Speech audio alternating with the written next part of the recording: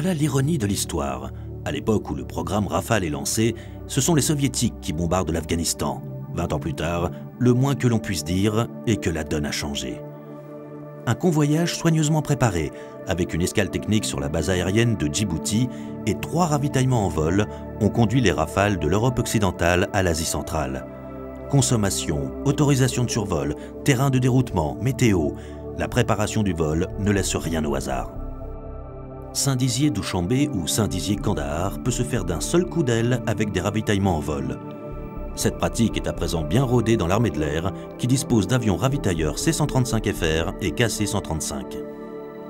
Aujourd'hui, tous les avions de combat de l'armée de l'air sont ravitaillables en vol et rares sont les opérations aériennes qui n'en font pas emploi. Le ravitaillement en vol est devenu indispensable, mais il reste un exercice de précision. L'avion se place en position d'attente, aux ordres du ravitailleur. Quand il y est autorisé, il va se rapprocher lentement, avec une vitesse relative de quelques km/h.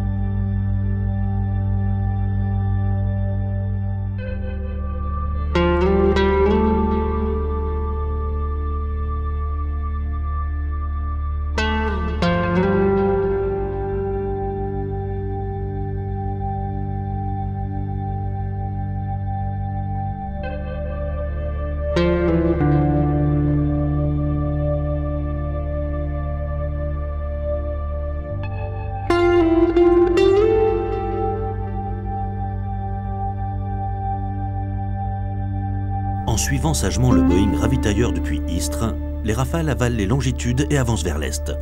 L'Adriatique, les frontières de l'Europe et la Méditerranée laissent rapidement la place au paysage désertique de la Corne de l'Afrique. Après l'escale technique à Djibouti, c'est la remontée vers le nord pour rejoindre l'Asie centrale. Les avions glissent sans effort. Du bout des doigts, le pilote forme les trajectoires. Le Rafale est confortable et sa climatisation efficace. Le vol est rythmé par la nourriture, sandwich, barres chocolatées et beaucoup d'eau pour ne pas se déshydrater, mais aussi par les ravitaillements. À raison d'1 tonne par minute, le Rafale prend 5 tonnes de carburant toutes les 5 minutes. Il faut pendant tout ce temps maintenir l'avion stable derrière le ravitailleur. Attention sur le Rafale à ne pas heurter la boule de l'OSF avec le panier du ravitailleur. Un travail d'orfèvre facilité par les commandes de vol électriques de l'avion qui lui donnent une très grande stabilité tout en le rendant très sensible aux sollicitations du pilote. Après plusieurs minutes de biberonnage, c'est le disconnect. Le Rafale s'écarte, ses réservoirs remplis.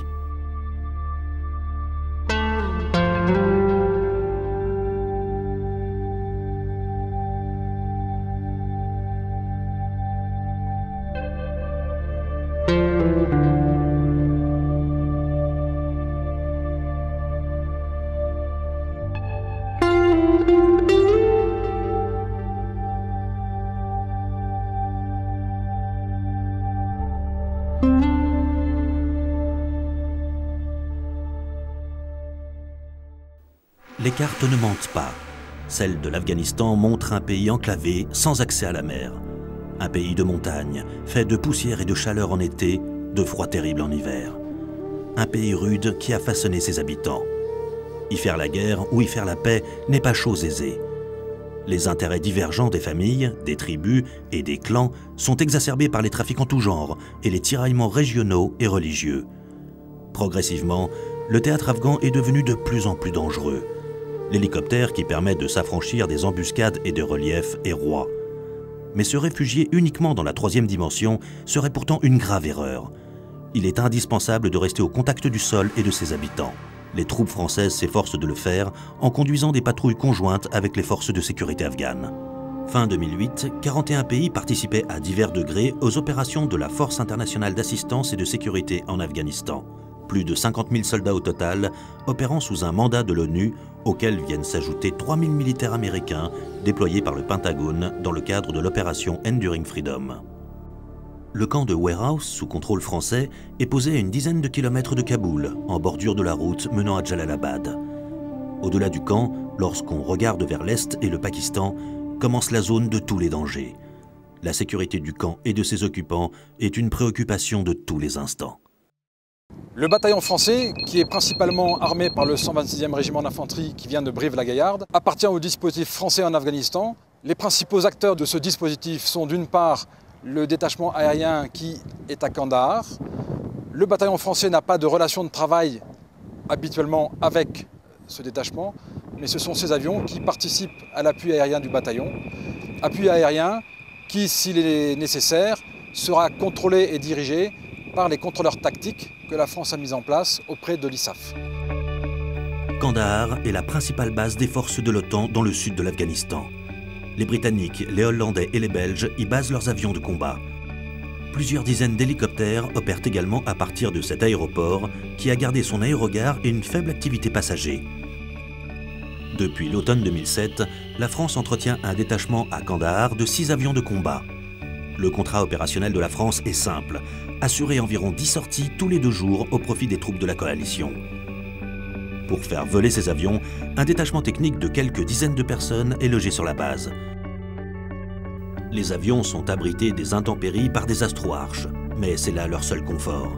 Ouverts à tous les vents, ces abris ne protègent guère du sable et de la poussière qui s'infiltrent partout et usent les mécaniques. Alors il faut sans cesse inspecter, nettoyer et même passer délicatement l'aspirateur sur les composants les plus sensibles, tels que les lanceleurs. Les équipages de Mirage 2000D et de Rafale préparent minutieusement chaque vol avec l'officier de renseignement. Le commandant d'unité témoigne. Les missions de combat, c'est la finalité du métier de pilote ou de navigateur de combat. Et c'est quelque chose de très particulier qu'on ne peut pas vraiment comparer à l'entraînement. Disons qu'on peut scinder ça en 2 parties. La partie avant le vol et la partie pendant le vol. La partie avant le vol, c'est vraiment la partie où on se pose le plus de questions. C'est-à-dire pour ça qu'il y a une préparation. C'est pour se poser des questions et trouver des réponses à nos questions. Ces questions, elles sont professionnelles. Comment on va faire la mission, comment on va la remplir, quelle est la meilleure façon de le faire. Et puis après, il y a des questions plus personnelles. Est-ce que je serai à la hauteur? Est-ce que s'il m'arrive ça, comment je vais réagir, etc. Donc il y a un aspect pré-vol qui est assez introspectif et où on se pose beaucoup de questions. Et puis après, il y a la partie dans le vol. Elle se passe bien parce qu'on a été bien préparé en métropole. La façon la plus spectaculaire de remplir une mission lorsqu'on est dans un avion de combat, c'est de tirer, soit un missile aérien, soit une bombe.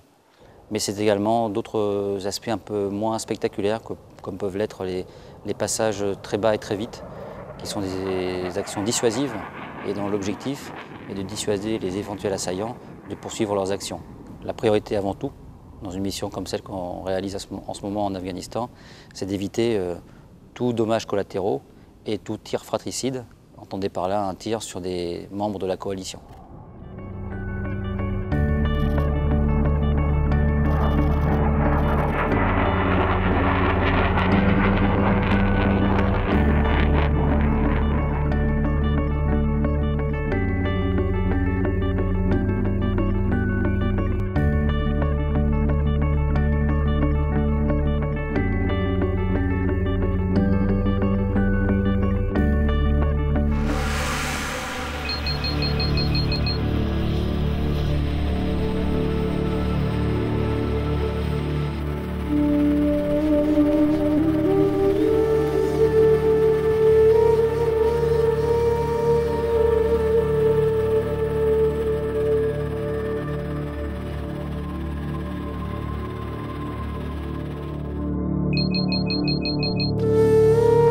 En l'absence de toute menace aérienne, les avions de combat de la coalition sont exclusivement utilisés pour soutenir les troupes au sol. Mais ordonner un bombardement, guider des avions et désigner des cibles est une responsabilité très lourde qui n'est confiée qu'à des soldats spécialement formés. Le TACPI est constitué de contrôleurs aériens entourés de quelques commandos lourdement armés pour assurer leur sécurité. Dans les combats souvent confus, le TACPI est le chaînon essentiel entre les combattants au sol et les avions en soutien.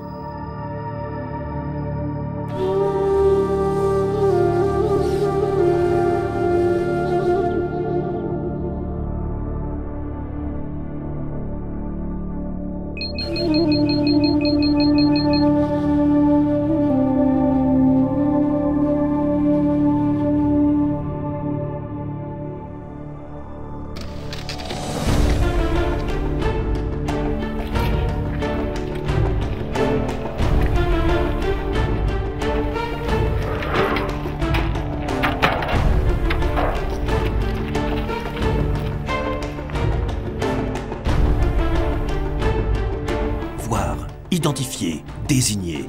3 mots pour résumer le travail des contrôleurs avancés. Leurs outils, des optiques puissantes, des radios cryptées permettant les communications par satellite, des pointeurs, télémètres et désignateurs laser.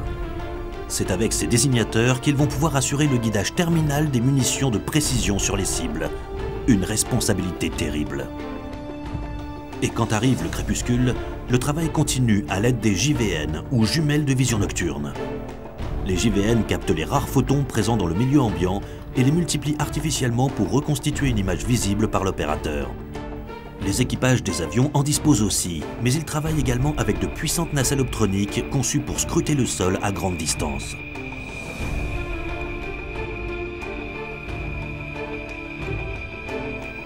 L'avion a plusieurs kilomètres de la cible dans le plan vertical. Le TACPI a plusieurs kilomètres également, mais dans le plan horizontal. Les deux regardent la même cible.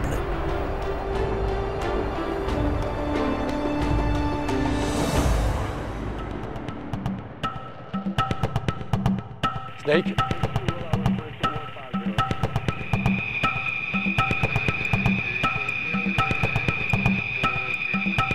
La liaison radio est permanente et le TACPI joint le geste à la parole en authentifiant son guidage avec des mouvements du pointeur laser bien visibles depuis le ciel. Lorsque l'objectif est précisément identifié, l'équipage de l'avion est autorisé au tir. Le guidage laser peut être fait depuis le sol ou depuis l'avion. Snake.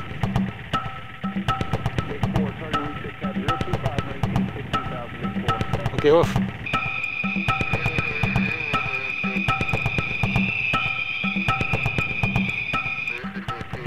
Ok, attends, dans 60 secondes, on baisse les têtes.